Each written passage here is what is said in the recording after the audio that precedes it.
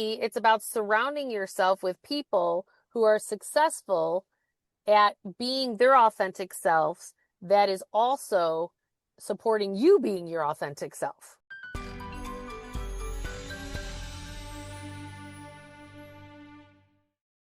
Now, I will tell you this. I've never seen anything better to interrupt neurological patterning than plant medicine. I don't know if you guys have ever heard of ayahuasca, but I worked with the shamans in the jungle, and there's a lot of shamans that work out of Florida because it's legal in Florida. And if you want to rewire patterning for yourself, there is nothing as fast and efficient as ayahuasca. And you're talking to a girl who never did any kind of drugs, drink red wine, that was it. But I had really bad PTSD after my divorce.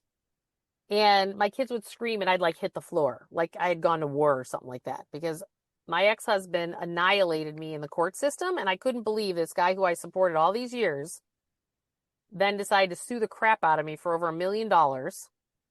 And my nervous system was in shock because I just don't play like that. I'm just a good person and I always do the right thing.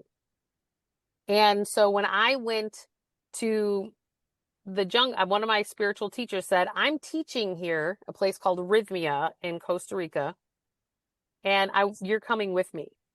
After 4 ceremonies of working with the shamans, the PTSD was completely gone out of my system. Completely gone. And I've watched it do miracles with people. So like, if you really want to go off the deep end to change your patterning, ayahuasca does that. Now, in terms of patterning, I talk about in my first book, The Emotion Behind Money. Categorically, I put people in, there's the poor, debtors, dreamers, accumulators, and then what I call rich but empty. So anyone who's not financially independent, they're in the poor, debtor, dreamer, or accumulator. They always think that once they get the money, then everything's going to be okay. And that's why I call them rich but empty, because if they haven't followed and built their life based on who they really authentically are, sustainable happiness never comes. And there's always something missing because you didn't align with self. So Annie, it's about surrounding yourself with people who are successful at being their authentic selves that is also supporting you being your authentic self. Because you want to be around not the people who are telling you that you can't do it and you can't make any money at it. You want to be around the people who will tell you and help you get out of your patterning, right? I don't work really well with the patriarchy male. I also work extreme. So if I'm working with men, they have to be heart-based conscious, right? And so last March, I helped these 2 men, this high-profile lawyer and this other consultant.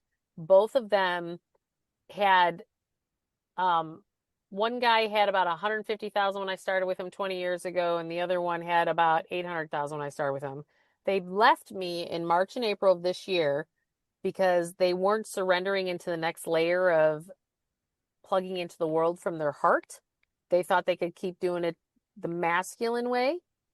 And the one had grown to 4.4 million. The other one was 7 million. And I helped them grow both of those because I helped them align their businesses with their hearts. And I was pushing them to the next place because both of them are going to get sick if they don't align to the next layer.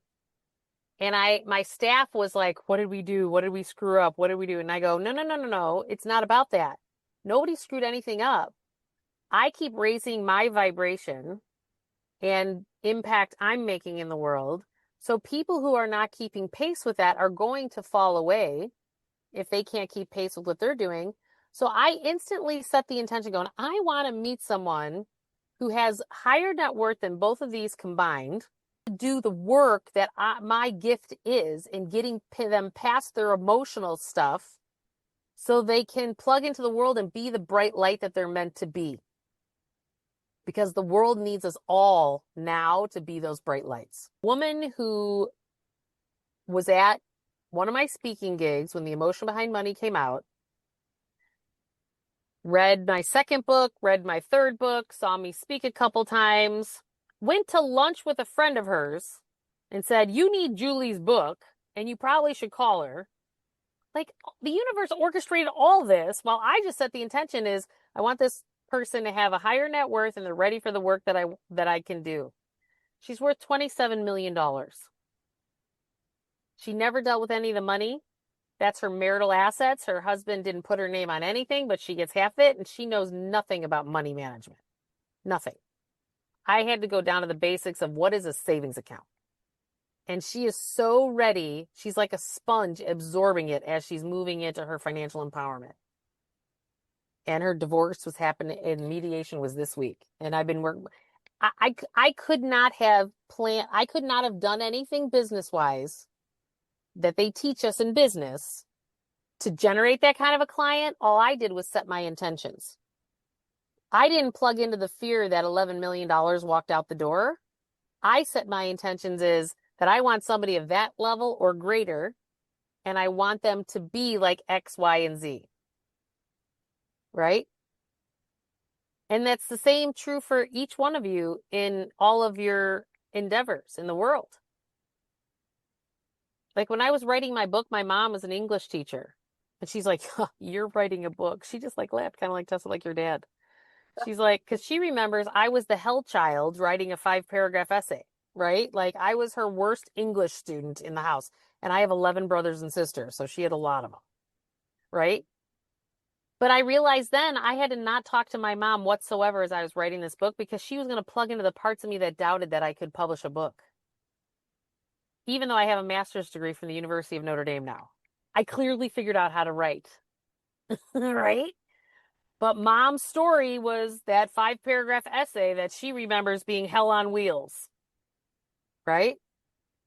After it went through rounds of editors and everything, I gave my mom a book. I'm like, "Mom, would you edit it?" She's like, "Of course." She found 6 mistakes in it, and those could have been done or not done, right?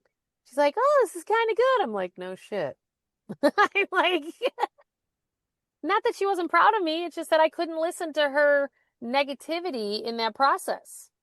You need to hold healthy boundaries. Like that's another piece is holding healthy boundaries because otherwise we're going to attract the things that pull us off track. Because what happens is as you become more authentic and do what you love in the world, the more the gunk comes out of the woodwork. And I call them crabs in the bucket.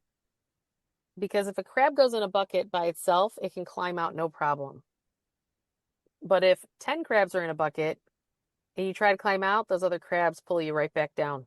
You can never get out of the bucket. So who are the crabs in your bucket that are not supporting where it is that you want your world to go?